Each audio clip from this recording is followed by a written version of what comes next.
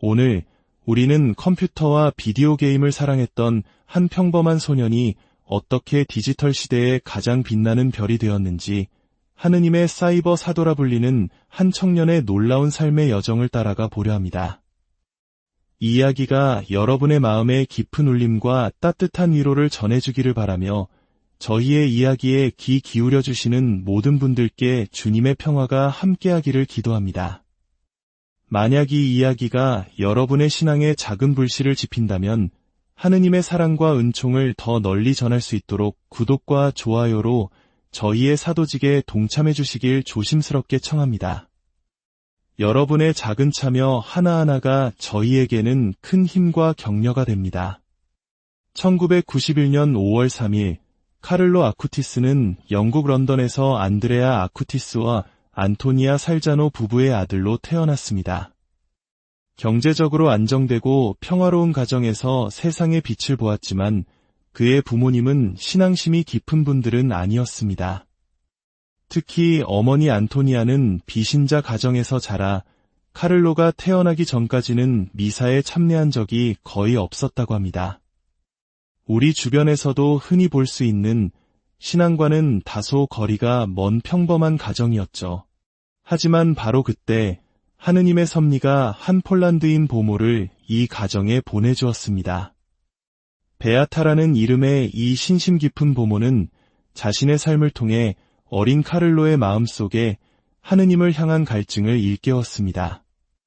그녀가 들려주는 소박한 그리스도교 이야기들은 어린 소년의 영혼에 깊이 스며들었고, 불과 4살의 나이의 카를로는 하느님과 관련된 것들에 놀라운 관심을 보이기 시작했습니다.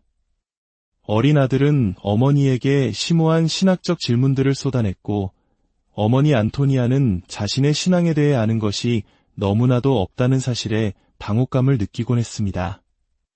그러나 그녀는 아들의 거룩한 호기심을 외면하지 않았습니다. 오히려 이를 계기로 가톨릭 교리서를 공부하기 시작했고, 이 과정에서 그녀 자신도 거룩한 교회의 품으로 다시 돌아오는 깊은 회심을 체험하게 됩니다.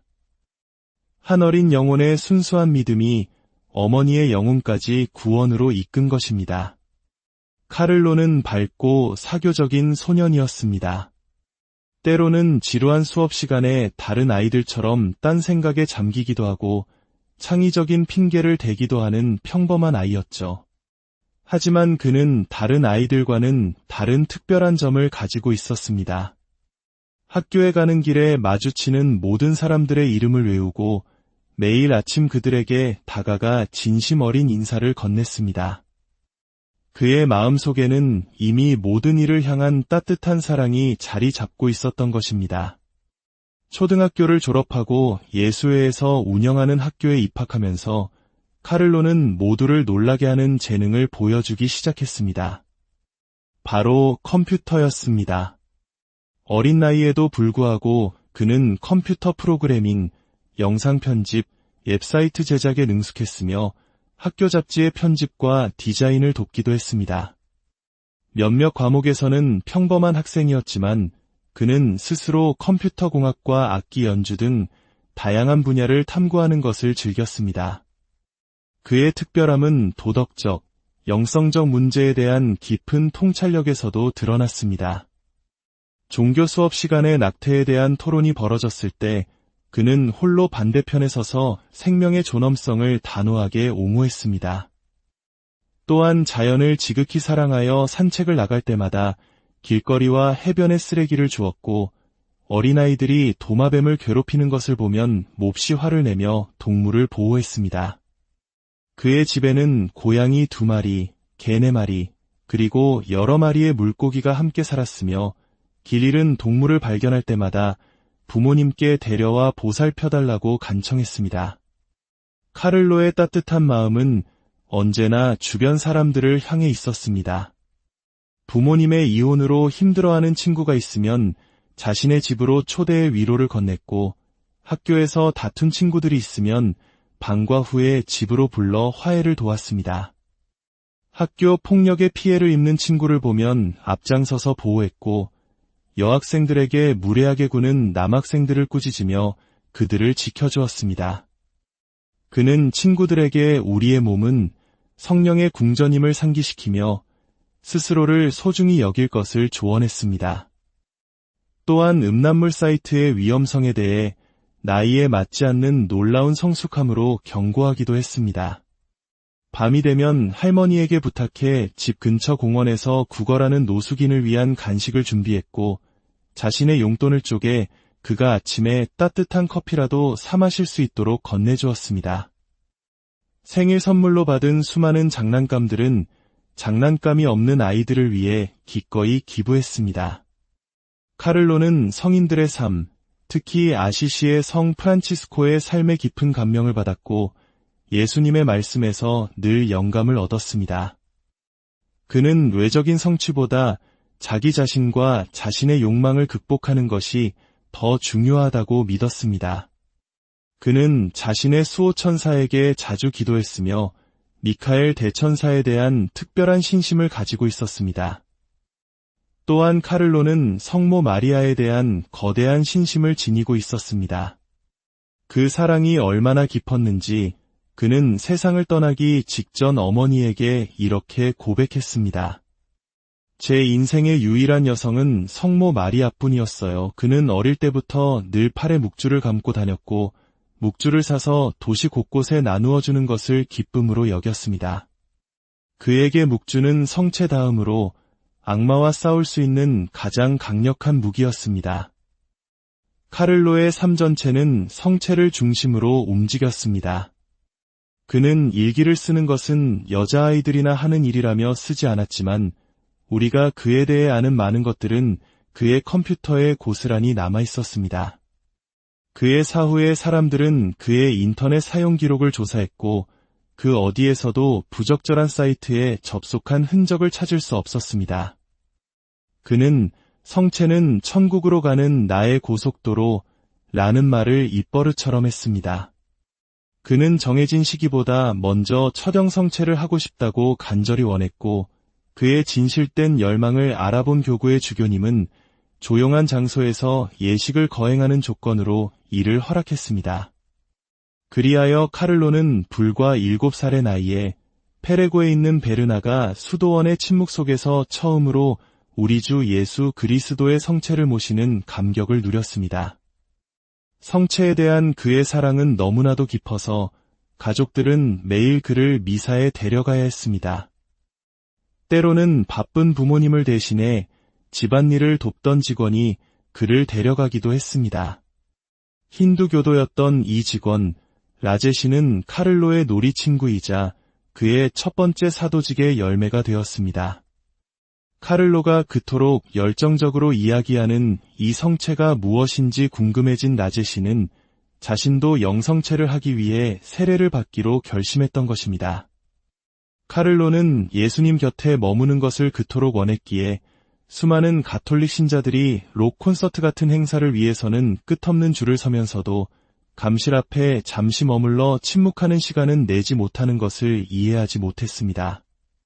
한 번은 아버지가 예루살렘으로 여행을 가자고 제안하자 그는 이렇게 대답하여 아버지를 말문이 막히게 했습니다. 아니에요, 아빠. 여기 밀라노에 성체가 모셔진 감실이 이렇게나 많은데요. 2000년 전 예수님이 계셨던 곳을 보러 예루살렘까지 갈 필요는 없어요. 저는 오늘, 바로 지금 그분께서 현존하시는 이곳에 머물고 싶어요. 주변 사람들은 컴퓨터에 대한 그의 열정과 기술 때문에 그를 컴퓨터 괴짜라고 불렀습니다. 그는 자신의 재능을 젊은 세대에게 신앙을 전하는 데 사용하기로 결심하고 전 세계에서 보고된 모든 성체 기적을 목록으로 만들어 기록하는 웹사이트를 제작하는 데 헌신했습니다. 또한 가톨릭 교회가 공식적으로 인정한 성모 발현 목록도 함께 정리했습니다. 2년 반이라는 시간 동안 온 가족이 이 프로젝트에 함께 참여했습니다. 그리고 마침내 2006년 10월 4일 아시시의 성 프란치스코 축일에 그가 세상을 떠나기 불과 며칠 전에 이 웹사이트는 세상에 공개되었습니다. 2006년 10월 1일 카를로는 목이 아프기 시작했습니다.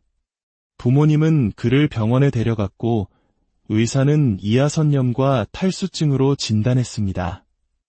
하지만 며칠 뒤 그의 상태는 급격히 악화되었고 극심한 고통과 함께 혈뇨 증상까지 나타났습니다.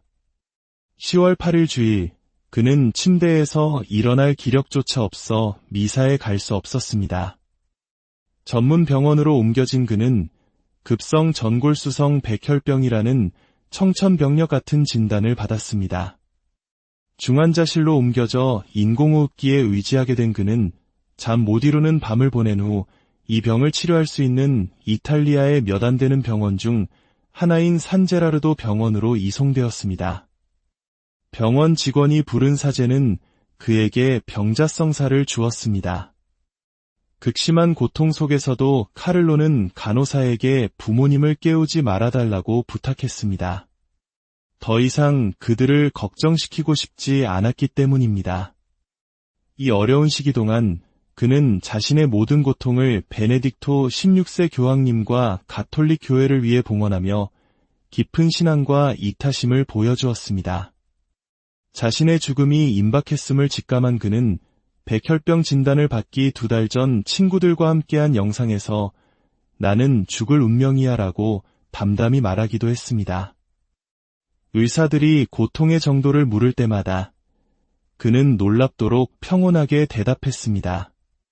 저보다 훨씬 더 고통받는 사람들이 있어요. 그가 어머니에게 남긴 마지막 말들은 용기와 희망으로 가득 차 있었습니다.